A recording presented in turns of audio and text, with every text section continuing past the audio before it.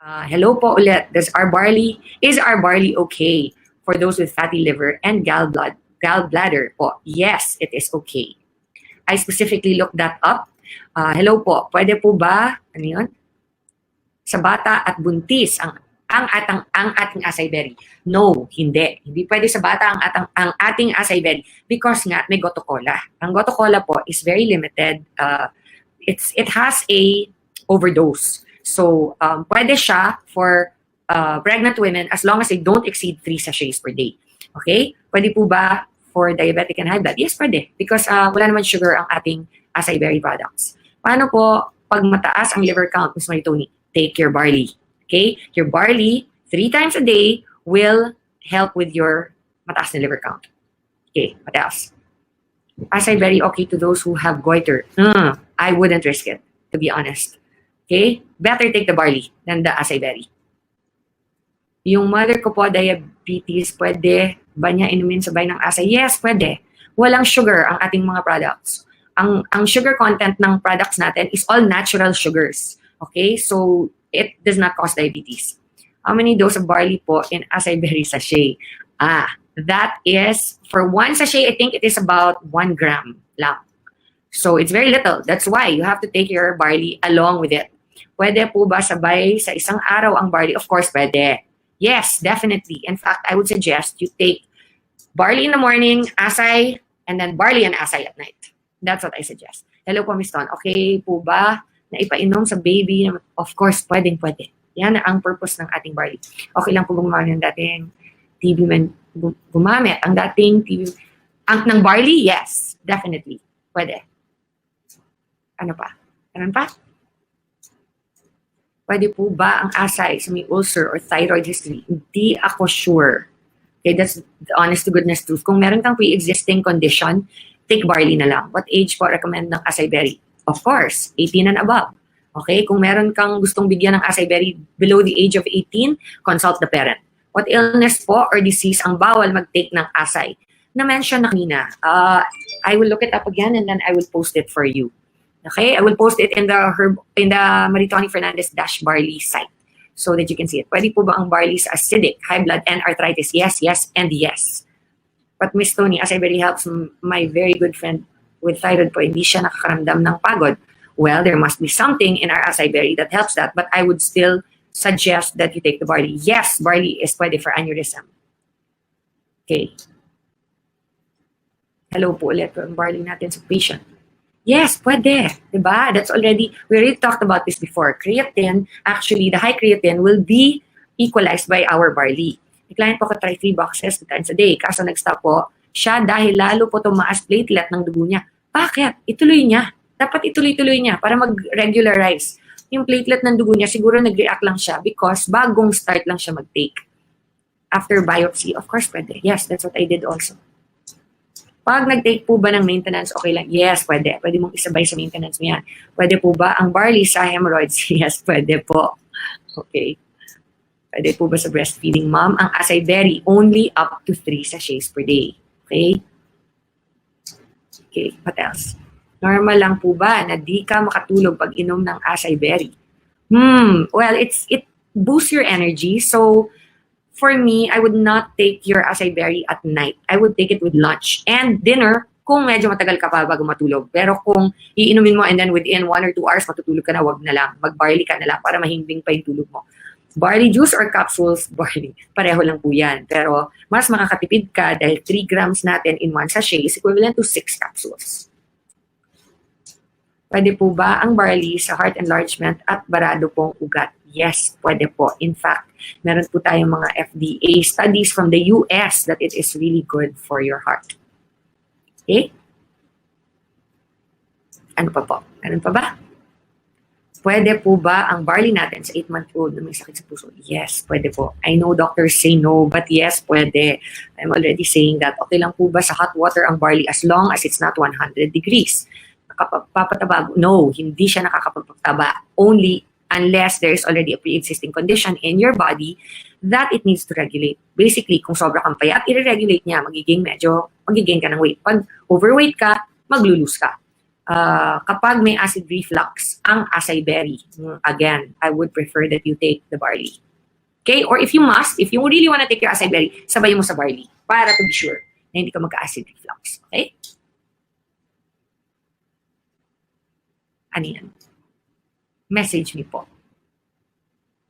Message you? Masaya ang powder. Ng alin? Pwede po ba ang acai berry sa hemorrhoids? No. Acai berry is for beauty and brains. Pwede po ba ang barley sa may battery sa puso? Yes, pwede. Okay. Ang barley kasi natin, you have to understand, is just like taking a mega dose of vegetables. Okay? But it contains all the micronutrients, the amino acids, everything that your body needs. Pwede po ba nagda-dialysis ang acai berry? I don't see why not. Since it's only for beauty and your brains. Okay. Bakit po wala sa nutritional facts yung 68 micronutrients? Good question, Mark. Okay. Once and for all, asa na ba yung box natin? I'm just going to get in a box of the pure. It's outside, I think. Okay. Let me explain this. Kasi po, ang testing sa Philippines ng FDA is based on the 2,500 calorie intake per day. Okay? And since one sachet of our barley does not compute to 2,500 calories per day, it will not be reflected. It does not mean that it is not there. It just means that the system in which our country tests for approval of FDA and SGS, which is basically the alkalinity test, is kung may mga metal ba sa barley natin, all of that, that is the only reason it doesn't come out in our NutriFacts bar. Okay? Because dito po sa NutriFacts bar natin, ang lumalabas lang dito is based 1 over 2,500 calories. That is why. So, kung nakakonsume tayo ng barley worth 2,500 calories, then it would all appear. Unfortunately, that is the system in our country. It does not have anything to do with whether or not it actually has it. In fact, what we have done to circumvent that problem is have an insert inside that actually describes what is in our barley. Okay? I hope that answers your question. Response lang. Did that answer your question? Yes? Thumbs up yung mga nakaintindi ng sinabi ko. Okay? Ano pong naibibigay na benefit ng acai berry sa mga ADHD? Okay. As you well know, our acai berry is made up of 7 different products. And a lot of those have benefits to the brain. So an ADHD basically is a brain deficiency. Okay? So it's naturally, kung ano yung mga nabibigay to boost your brain development, all those things will help preventing ADHD. And it has calming effects also. Miss Tony, may pamangkin ko po, 6 months old, undergo sa chemo kasi tinanggalan ng mass sa belly po nyo. Pwede po ka sa kanya? Alin, ang barley? Yes, pwede. Yes, definitely pwede. Okay, next. Okay lang po ba ang barley sa may maintenance na gamot sa puso, lalo na po bawal sa kanya mga green leafy vegetables? Salamat po. Okay, number 1, our barley is already frozen dry. It does not have any of the other thing.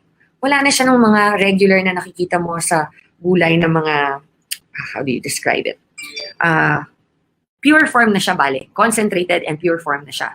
So yung mga sinasabi nila na bawal na green leafy vegetables na pang-maintain ng puso, wala na po yan. Kasi meron pong FDA letter sa US that our barley is actually preventive of heart attacks.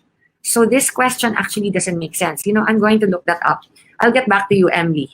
Okay? I'm going to look that up for you because... okay. Anyway, Emily, please message me on my Facebook account na Maritoni Fernandez Barley. Balikan kita doon. Pwede po ba sa 12 years na na-stroke po? Possible po ba yun na makatulong? Yes, pwede. As long as we are alive, our bodies can still heal. Okay? Next question, please. Please repeat again yung consequence ng pag-inom ng barley sa blood thinning. Okay, I will read it again. Only if you're taking blood thinning medication. Okay? Barley is a rich source of vitamin K, which is an important vitamin for blood clotting. Therefore, it is important to discuss with your doctor if you are taking blood thinning medication. There. Bakit ka mag-take ng blood thinning medication? Only if they suspect you have a blood clot in your body, That's the only time. Or yung meron kang some kind of tumor blockage of some kind. That's it. Pero unless you're taking blood thinner, there's no reason for you not to take our barley. Okay? Watching from Japan. Hi, Ate Irene. How are you? Ba't ka nasa Japan? Pwede po ba sa daughter ko na 5 years old may ASD? Yung acai berry? Yes, pwede. Of course. Pero ano ha, I would only give one sachet per day kasi nga merong mga other ingredients doon. Is there any test po na testy po na gumagamit ng barley na may Bell's palsy syndrome? Yun po yung half na I know what Bell's palsy is.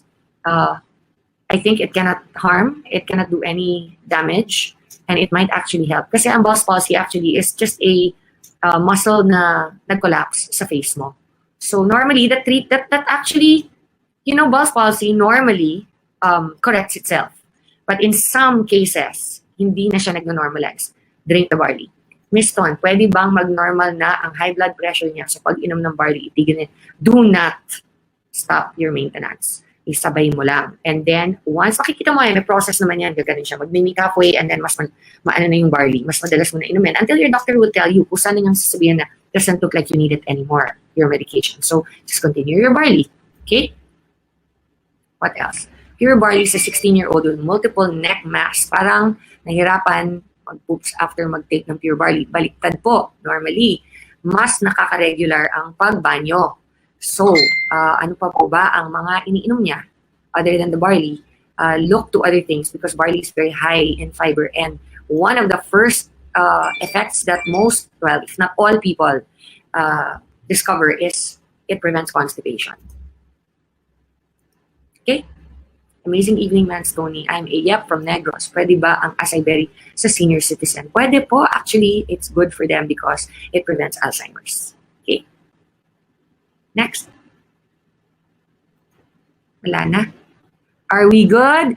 Pwede bang barley and acai berry sa meron melasma? I would stick to the barley. Take the acai berry once lang per day. There. And twice barley. Next. Pwede po ba ang barley pag may lung tumor ang isang tao? After my biopsy, pwede pa rin po ba uminom? Sabi nyo bawal uminom ng mga supplements after biopsy. Ano po advice nyo sa mga lung tumor? Mag-under po ba siya ng biopsy or better to mag-barley po muna? Thank you. Okay. Number 1, Loyola. I am not a doctor. Number 2, I had cancer personally, but not lung tumor. Akin is breast cancer. So I suggest uminom siya ng barley. Yes, it will not in any way go against the doctor's yung sinasabi niya na advice dahil natural ang barley natin. So kung sinasabi niyang food supplements, baka ang ibig niyan sabihin yung mga nakaka-capsule, yung mga vitamin C, mga ganyan. But this is totally natural and it's actually our barley comes straight from the farm. It is dry processed, cold processed, no heat touches it. So it's as though the minute that you put our barley into water, it's as though kumain ka na ulit ng damo na galing sa farm mismo. So, there you go. Concentrated version.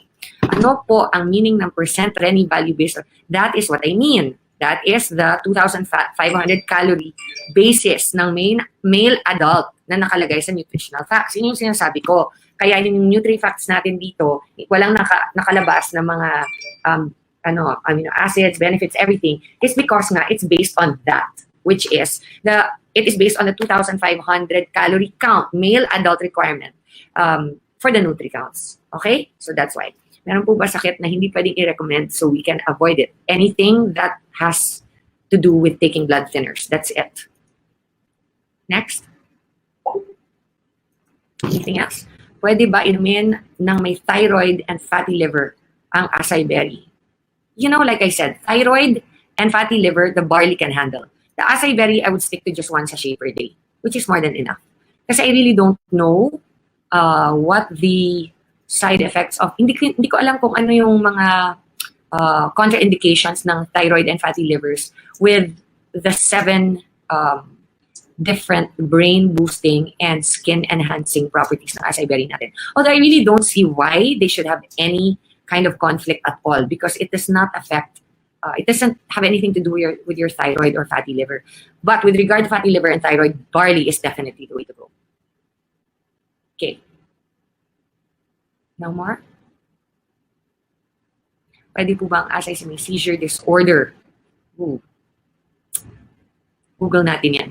And then balikan kita. Okay. Yes.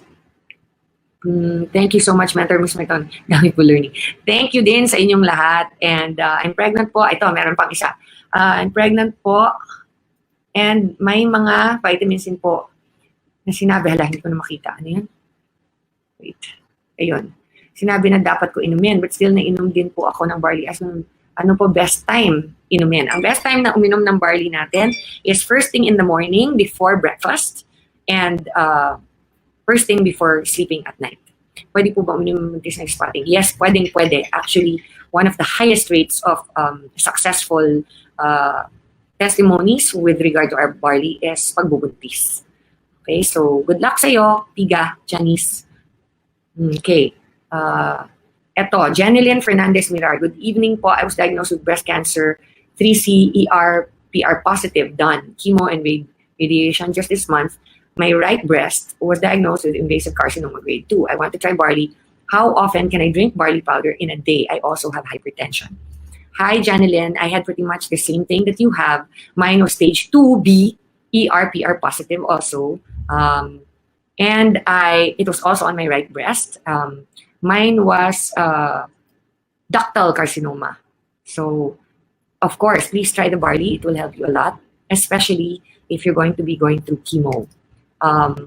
How many? I would start with 2 to 3 sachets per day and increase to as many as you can possibly take per day. Slow increase, okay?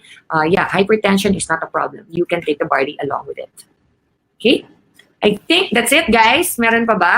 I'll take 2 more questions and then I'm going to say goodnight. My friend has diabetes but the doctor told him na wag inumin kasi may sugar ang barley. Wala pong sugar ang barley. Meron natural sugar. It's like pag kumain ka ng apple, di ba? Matamis ang apple. Meron bang sugar ang apple? Ganun lang po yun. Okay? So, there's not. Our barley contains 0 sugar. Okay? Miss Maritoni, ang nakalagay po sa box ng Asay, it's not recommended. Yes, all our products have to have that because it is a requirement of FDA. And if I don't put that, we could get into trouble. It's as simple as that. Okay? That's it.